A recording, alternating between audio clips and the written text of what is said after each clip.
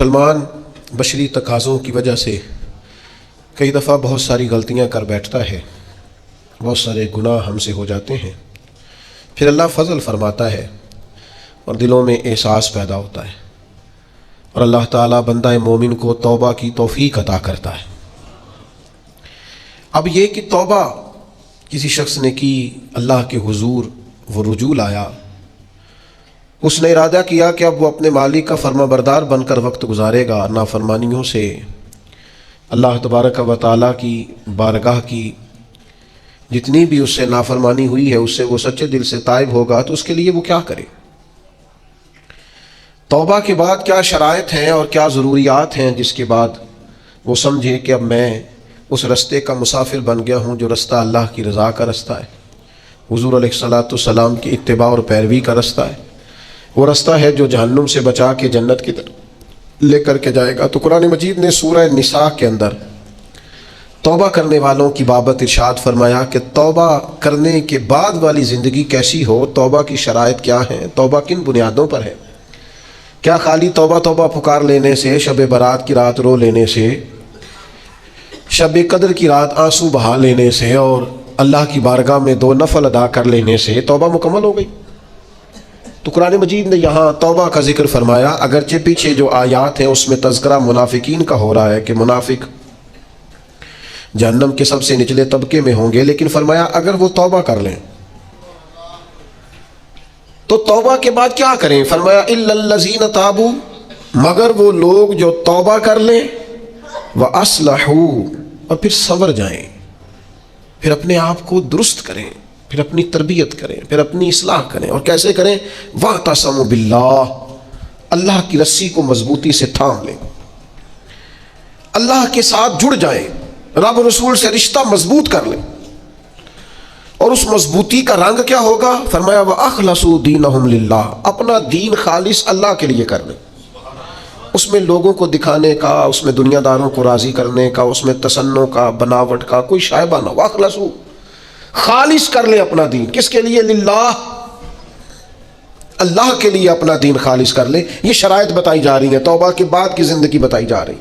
ایک توبہ کریں، پھر اپنی اصلاح کریں، اپنی تربیت کریں، اپنے اندر سے کمزوریاں دور کریں۔ وَاعْتَصَمُوا بِاللَّهِ، اللہ کی رسی کو مضبوطی سے تھام لیں۔ اور پھر ارشاد فرمایا کہ وَأَخْلَصُوا دِينَهُمْ لِلَّهِ، اپنا دین خالص کریں اللہ کے لیے۔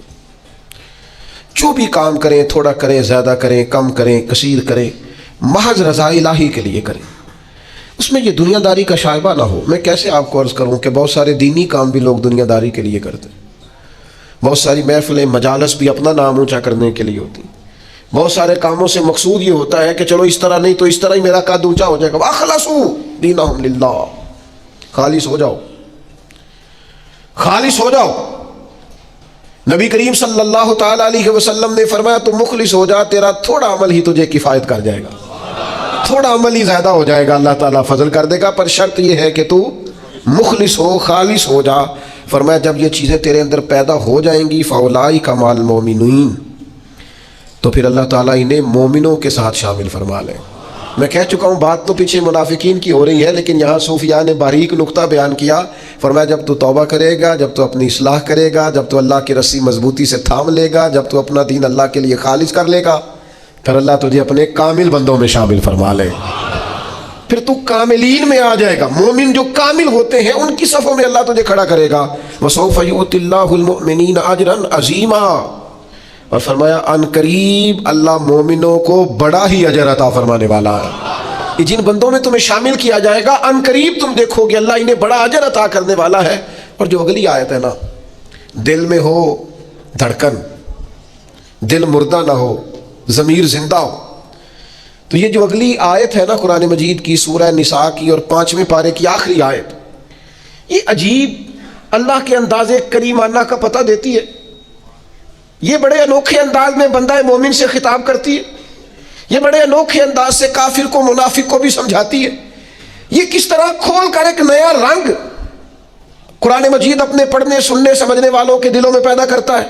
اللہ کریم نے ارشاد فرمایا ما یفعل اللہ بعذابکم، فرمایا اللہ تمہیں عذاب دے کے کیا کرے گا؟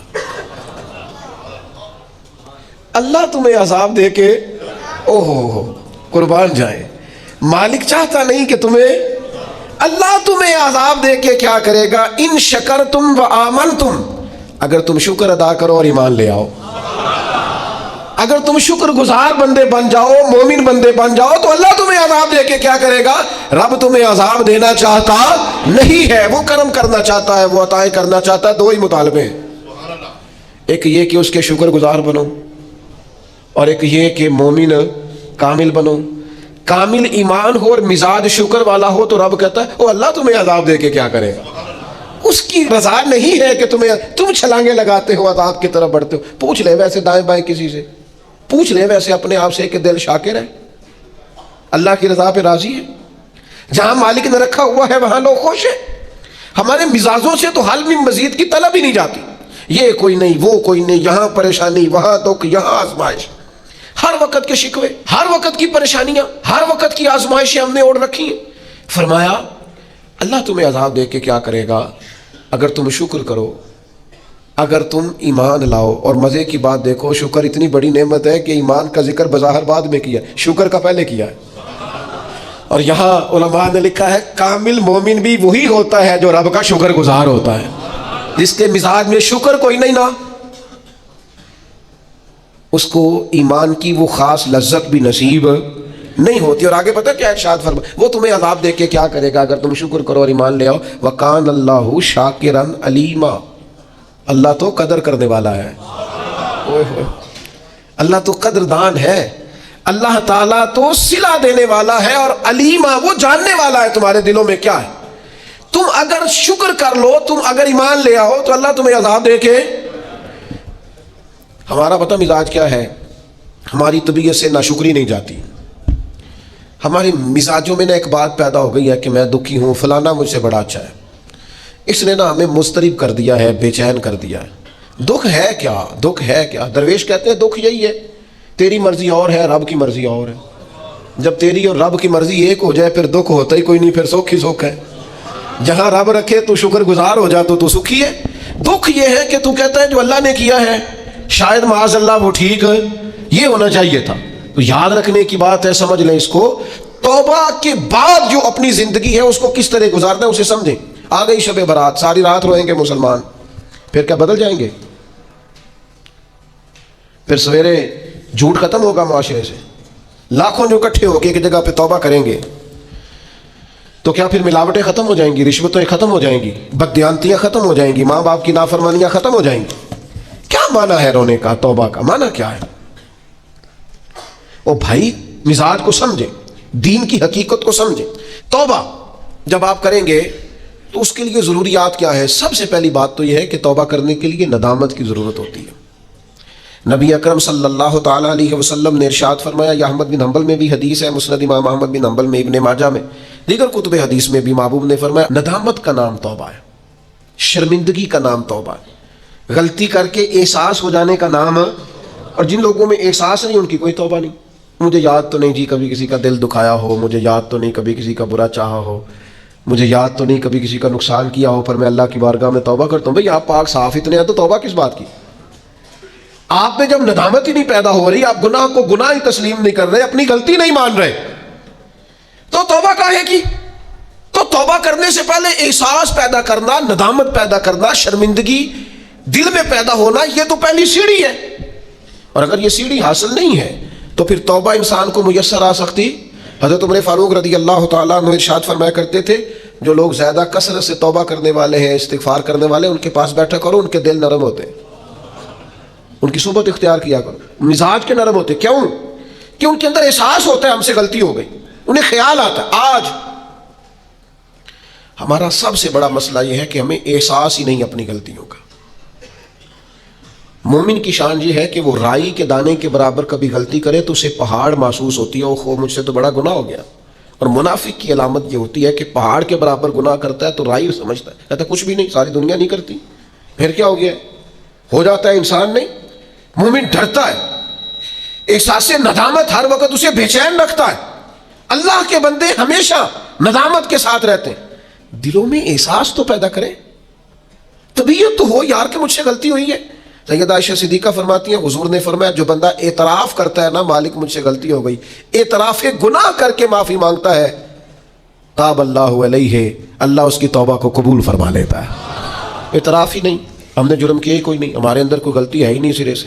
جب ہم یہ ماننے کو تیار نہیں تو پھر مجھے بتائیے مانا کیا ہوا؟ اور دوسری بات قرآن نے کہی وَأَصْلَحُوا، پھر وہ اپنی اصلاح بھی کرے، پھر گناہ چھوڑ دے جس سے توبہ کی ہے، پھر دوبارہ اس خطا کے پاس نہ جائے، پکا ارادہ تو کرے کہ آج کے بعد دوبارہ یہ جرم نہیں کرنا، لیکن توبہ بھی خوب کی، شب برات کی ساری رات روئے، عمرہ بھی بہت کثرت سے کیا، وہاں جا کے بھی بڑی معافیاں مانگی، لیکن واپس آ کے وہ گناہ چھوڑا ہی نہیں۔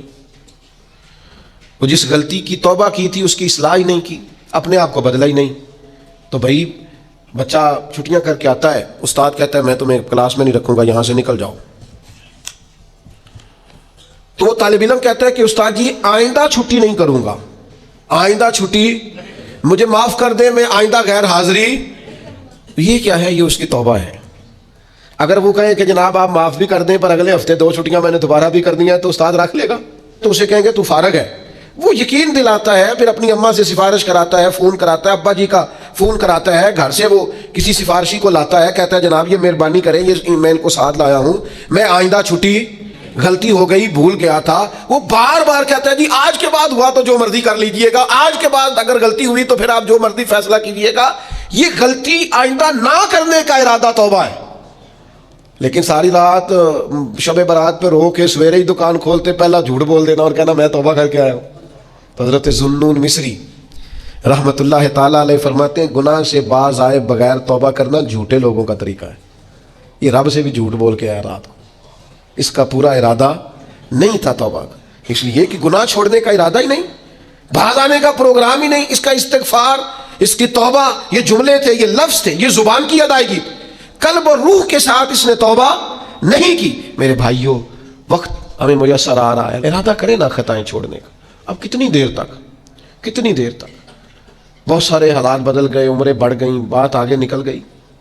امام غزالی فرماتے ہیں جس کی عمر 40 سال ہو گئی اور ابھی بھی وہ گناہ سے باز نہیں آیا، اس کا مطلب یہ ہے کہ وہ اپنے لیے جہنم کا فیصلہ کر چکا ہے معاذ اللہ۔ اس نے ارادہ کر لیا ہے کہ جانا ہی گویا دوزخ میں، اللہ کی نافرمانی پر کمر بستہ ہو گیا۔ تو دوسری شرط یہ ہے کہ ارادہ کیا جائے کہ میں آج کے بعد یہ والا عمل نہیں کروں گا۔ اور میں نے چھوٹے بچوں کو جو ابھی 15-18 سال کی عمر میں ہوتے ہیں، میں نے انہیں دیکھا ہے کہ وہ اساتذہ کو اور والدین کو کیسے مناتے ہیں، وہ اپنے بڑوں کو کیسے مناتے ہیں، وہ کیسے یقین دلاتے ہیں، کہتے ہیں آج کے بعد دوبارہ آپ مجھے یہ غلطی کرتے تو محسوس ہوتا ہے۔ پھر ان پر بڑے سخت ترین اساتذہ کو بھی رحم آتا ہے، کہتا ہے یار کہہ تو رہا ہے، آخر بچہ ہے، چلو بھول گیا تھا، رکھ لو، خیال آ جاتا ہے۔ تو جب تک یہ کیفیت پیدا نہیں ہوتی اتنی دیر تک شب برات کی شام ہاتھ اٹھانے کا مقصد سمجھ میں نہیں آتا، دعا مانگنے کا مقصد سمجھ میں آپ نے پختہ ارادہ ہی نہیں کیا۔ پھر تیسری بات توبہ کے مسئلے میں ہمارے علماء نے یہ لکھی ہے کہ گناہ جس طرح لوگ ڈٹ کے کرتے ہیں اور ڈھٹائی سے کرتے ہیں، تو توبہ والے معاملے میں بندے کو ذرا ڈٹنا چاہیے، کچھ دن اسے پریکٹس تو کرنی چاہیے، جد و جہد تو کرنی چاہیے، کوشش تو کرنی چاہیے۔ اللہ کہتا ہے تو ہمت کر، رب تیری مدد فرمائے۔ ان الذین قالوا ربنا اللہ ثم استقاموا تتنزل علیہم الملائکہ، جو کہے گا اللہ میرا رب ہے پھر ڈٹ جائے گا، اس کی مدد کے لیے اللہ فرشتے بھی نازل فرما دے گا۔ استقامت کا تھوڑا مزاج ہو، تھوڑی طبیعت ہو کہ ہم نے استقامت اختیار کرنی ہے، ڈٹنا ہے، تھوڑا توبہ کے بعد تھوڑا ارادہ کرنا ہے کہ یار نہیں اب میں نے اس طرف نہیں جانا، اب میرا ارادہ بدل گیا، اب میں نے یہ کام۔ ایک صحابی تھے تو فرماتے ہیں کہ میں توبہ کرنے سے پہلے ایک خاتون کے ہاں آیا جایا کرتا تھا، پھر اللہ نے مجھے توفیق دی، میں توبہ کر گیا اور کلمہ پڑھ گیا، اور جب میں حضور کی بارگاہ سے ہو کے واپس آ رہا تھا تو وہ رستے میں مجھے آوازیں دے رہی تھی، لیکن جب میں نظریں جھکا کے اس کے پاس سے گزر گیا تو مجھے کہنے لگی تم وہی نہیں ہو؟ تو میں نے کہا نہیں، اب تو میں توبہ کر کے آیا، اب تو میں اللہ کا بندہ بن گیا۔ حضرت